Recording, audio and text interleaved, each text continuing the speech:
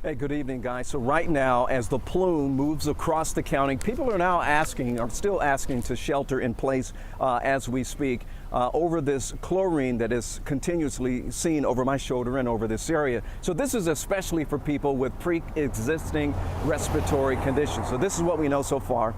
County health officials are now saying being outdoors during the day is safe for the most part for most people, but after the sun goes down, they want you to stay inside. The Environmental Protection Agency is continuing to monitor the air quality as we speak, and many of you are wondering if there is any impact to the water as well. Well, Rockdale Water Resources say that they are now doing quality checks of the water samples at least 3 times a day. So far, they say so far, water levels are safe. Now, 11 Alive's Molly Oak is live right now here in Rockdale County tonight, where some residents are still encouraged to shelter in place. Molly, what are they telling you tonight? Yeah, Ron, you can see where that plume is coming from right behind me. Now, the county chairman says for residents with respiratory issues, it's probably best if you can stay inside, but he says you need to stay aware because things are always changing. It's kind of scary looking, honestly. Smell like chlorine. Yeah, it's very scary. People concerned about the plume. We are on top of this situation.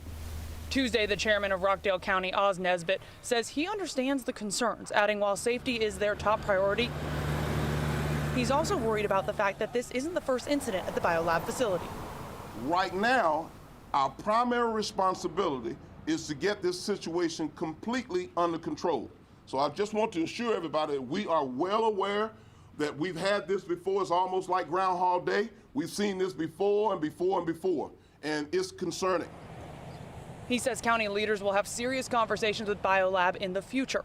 But for now, the county says if people start to smell chlorine or if the plume is in their area, then they should shelter in place until it passes. After sundown, this whole situation, primarily the climate, will shift and change, and things could be a little bit more severe during the after hours of the sundown. The fire chief says crews spent most of yesterday clearing debris.